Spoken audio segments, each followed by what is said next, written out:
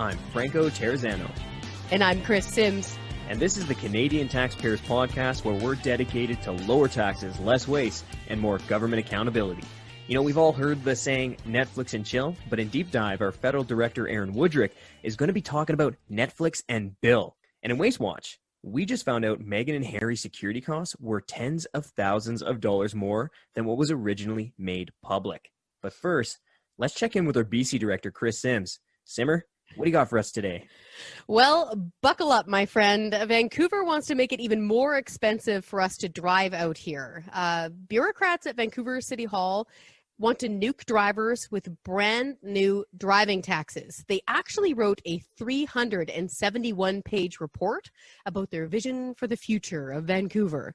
And buried deep inside there is the fact that they want to create a huge toll wall around the city's downtown core. For people who are familiar with Vancouver, it would stretch from Clark, as you're driving along Hastings there, all the way out to Burrard. And the only way in or out is by paying street tolls. Now, they won't fess up and tell us how much they're actually going to be charging you to get in and out. But on page 65 of the report, we found that they're expecting to haul in, quote, tens of millions of dollars per year or more from this plan. Wow. You know, I actually don't think I could think of a worse possible time for city bureaucrats to be dreaming up new ways to be reaching further into taxpayers' pockets. Yeah, no kidding. It's really bad out here. I know it's really bad everywhere across Canada. Just think of being that takeout restaurant, that small business inside the core. And now when you need to send out a delivery, it's an extra $10 or $15 just to get in or out. It's crazy. And you know what the worst part is about this whole money grab? These taxes, these new tolls would actually be on already existing streets. Some of these streets have existed since they first started cutting down the trees to make them when they first founded the city of Vancouver. It's not like these tolls would be helping to pay for new bridges or roads. You're saying these tolls are for old and already existing roads? Yeah. Well, excuse my language here, but what the hell are we paying taxes for then? You know, why are taxpayers paying property taxes and gas taxes if the city's just going to turn around and slap drivers with tolls? You know, maybe if Vancouver City Hall wasn't blowing so much money on fancy office furniture, it would have some more money for transit. Exactly. And for our listeners that didn't catch that on office furniture, it's true. In the middle of the pandemic, after they cried broke, Vancouver City Hall blew more than $300,000 on luxury office furniture, and they spared no expense of taxpayers' money. They actually bought Herman Miller chairs. Those are the Lamborghinis of office chairs. They're more than $1,500 a piece.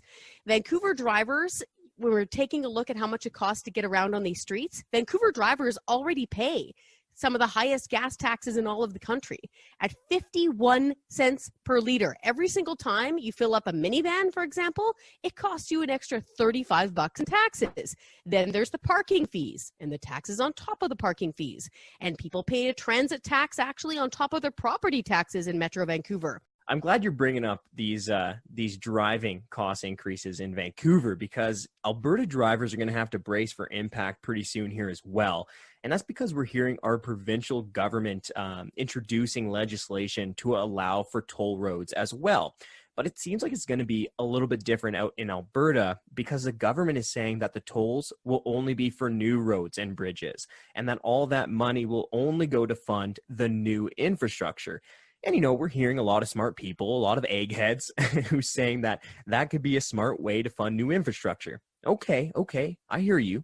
But here's the thing. Taxpayers don't need politicians taking any more of our money. So taxpayers are rightly skeptical of this out in Alberta. And I tell you what, let me issue a little bit of a warning to the Alberta government.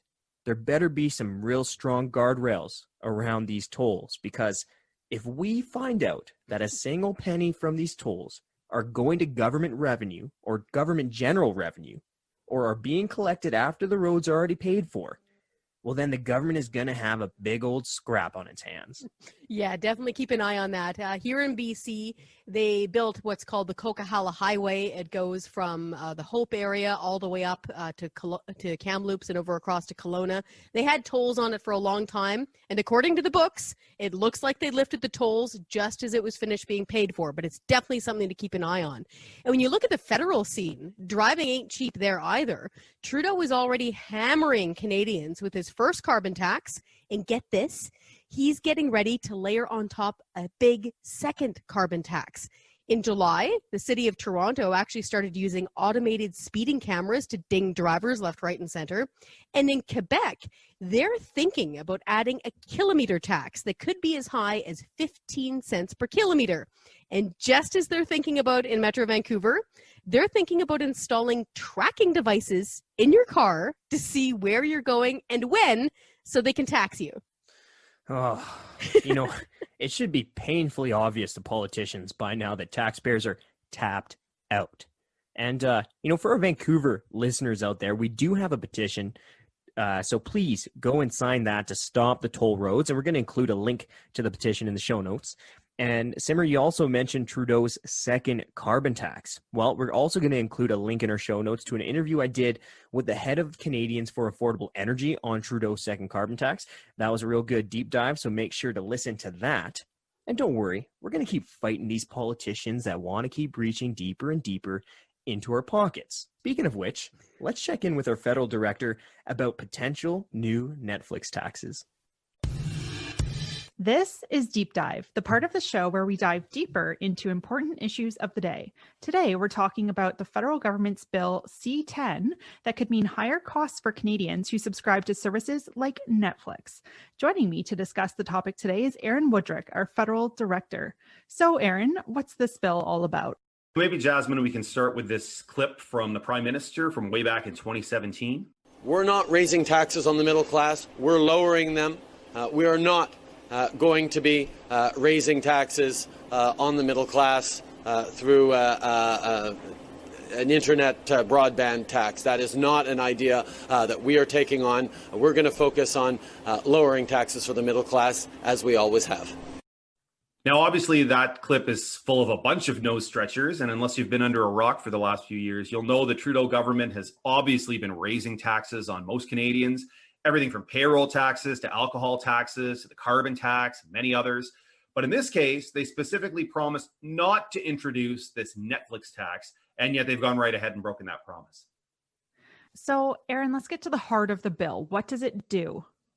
Basically, if this bill becomes law, there's a government agency known as the Canadian Radio Telecommunications Commission, the CRTC, that will have the power to force streaming services like Netflix to pay into a special fund that would create Canadian content. And that, of course, is going to mean bigger bills for Canadians.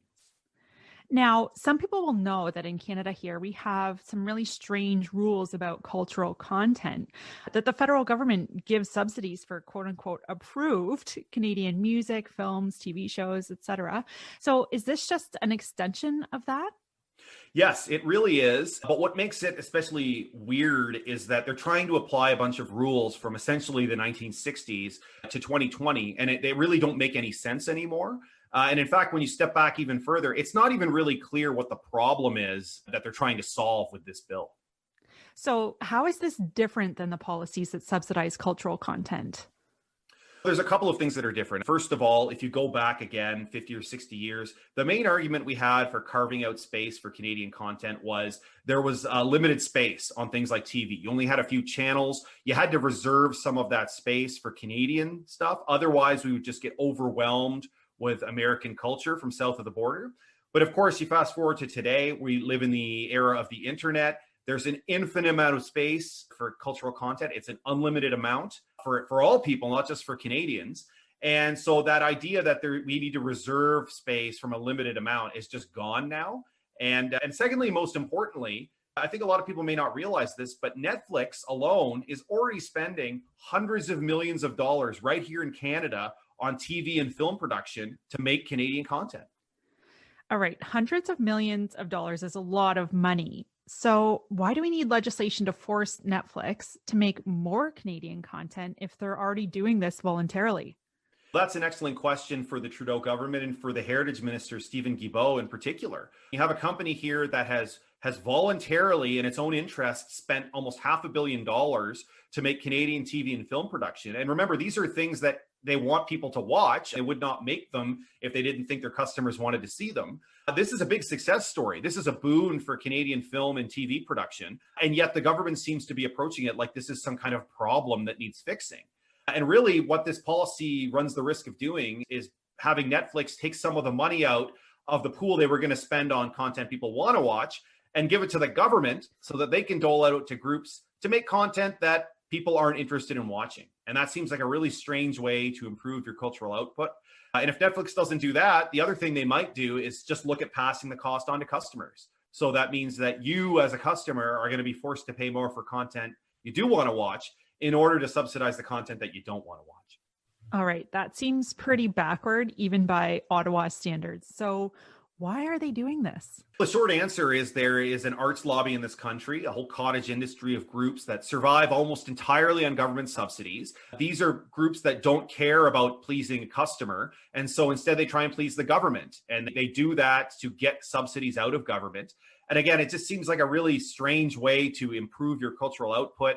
You would think that artists, they're all about free expression and artistic license. The last thing that they should be associated with is sort of government approval. And yet that is what they are demanding here. They are demanding that cultural output in this country be regulated by government so that they stand to be the beneficiaries. So to play the devil's advocate, then, what would you say to people who argue that cultural content isn't about making money? I would say if that's the case, then why are the people who are producing it asking to be paid to make it? Fair enough. Okay. Clearly, this is a terrible bill. Is it going to pass? I would say there is a good chance that it will pass, even though it's a minority parliament, because there's no obvious party speaking out against it. It's just another in a series of very poorly thought out policies that will probably end up backfiring badly, hurt a lot more than it helps, and to boot, cost taxpayers money. I think the sentiment that people have when they look at big tech companies like Netflix and think, well, they're doing really well, so why do we make them pay more? But they have to realize that a lot of the spending that companies like Netflix do is voluntary. And so if they get hit with higher taxes, they can either just pass it on to customers or they can cut back on it in order to fulfill their obligations to pay the government. So that really doesn't leave any of us better off. Sales taxes are another good example. Right now, you're not charged sales tax on your Netflix subscription, but going forward, you will be. Netflix is not the one paying that tax. You as a customer are paying that tax. This just sounds like a strange solution to a non-existent problem. It really is. And just generally, it's very ridiculous for a government to think that it's either possible or desirable to regulate what people are watching on TV. And just paying more money and getting less for it is generally a losing proposition for most people. No kidding. And the last thing people need right now is higher taxes. But really, you'd think that the government would have more important things to do right now than to meddle with what people are watching on Netflix. It's time for Waste Watch. This is when we make fun of the dumb things that governments are wasting your money on. So James, hit me. What have you got for us today? So you remember back in June when we found out that it cost just over $56,000 for the RCMP to protect Meghan Markle and Prince Harry during their Canadian stay. Well, it turns out the bill is going up by $35,819 or 65%. It's up to just past $93,000 and counting. Okay, what do you mean by and counting though? Is this going to keep going up? Yeah, well, that's the thing. The RCMP would only give me the costs for things like overtime and travel and meals and accommodations. Basically, just the extra stuff. Nothing about officers' salaries who are involved in this protection, and nothing about supporting unit costs, which could take this amount very, very high very, very quickly. Yeah, I reckon the final number will be a lot bigger than $93,000. This spending was kept real quiet for real long. The bills were piling up, even as Prime Minister Justin Trudeau was refusing to say whether or not Canadian taxpayers were paying the tab for this royal couple while they were in Canada. Yeah, I mean, it took a long time for the feds to say anything about this. Like, it was silly. Our records show the spending starting in November, and it took until January 21st for Public Safety Minister Bill Blair to say that, oh, no, we're not paying for the payer security tab. But then he changed his tune in February, saying, yes, oh, by the way, we have been paying for them, and that will end very, very soon. Don't worry about it. See, this is where it gets weird. While politicians were playing badminton with this issue, Canadians were not amused. Now, to be clear, Prince Harry is sixth in line to the throne of succession. He did serve in the armed forces for the UK, lots of Canadians have a lot of love for this couple, for Meghan and Harry. And a lot of them have a lot of affection for both Harry and his brother, Prince William. I know I do. In fact, I know most Canadians do. We often remember their mom getting married, and we remember seeing them at their mother's funeral. So they're special to many Canadians. But here's the thing. That doesn't mean that average hardworking taxpayers should be picking up the tab for the lifestyles of Prince Harry and his wife, Meghan. They're rich and famous, okay? And more than 80,000 Canadians signed our petition telling the Prime Minister to welcome the couple, to be nice to them, but not to pay for their costs with taxpayers' money. And that petition got people's attention from London to Australia. It did, and I'm sure the new information will get their attention as well. Even the RCMP were concerned about the Sussex costs. Like, this is a quote from Bernadine Chapman, and she's the RCMP's National Division Commanding Officer, and she was writing this in early January. Quote, media is on this like a hot potato. So lots of coverage of the potential of the royals to spend half their time in Canada now as an independent couple. Media spin is about the cost to Canadians. We are having a greater conversation next week. I'm going to go forward on this. This has potential to cost us huge. And she added an exclamation point at the end of that, just to add emphasis. She sure did. Now, does the RCMP have any plans to recoup this money? So after I got these new costs, I asked them again, because I asked the same question back in June. I asked them if they're going to try and get the money back, and they didn't really get into it. All they would say is that security costs were covered by their operational budget. Okay. They also refused to say if Meghan and Harry would get any RCMP protection in future in the event they head north from LA, where they've landed. So yes, and they seem to be enjoying themselves there. And I want to be clear, when they first made their departure from the royal family, from their official duties, they said that they wanted to be financially independent. So this isn't on them. This is frankly on Prime Minister Trudeau to come up with some answers here. In the meantime, we're bracing for the fact that the bill is only going to grow as we get more and more light shed on it. There's no other way for this bill to go but up. And I've got ATIPs pending that should hopefully get us more information about what's going on. And we'll have more on this as we get that information. We're going to stick with it. All right. That's the show. And I got to give a huge thank you to our investigative journalist and our podcast editor, James Wood, or Jimbo, as I like to call him, because he's out there making us sound like we at least kind of know what we're talking about. Yeah, he's a master editor. Thank you so much for that. And hey, if you got something out of this podcast and you know somebody that would also like it, please send it their way and be sure to subscribe. Catch you next week.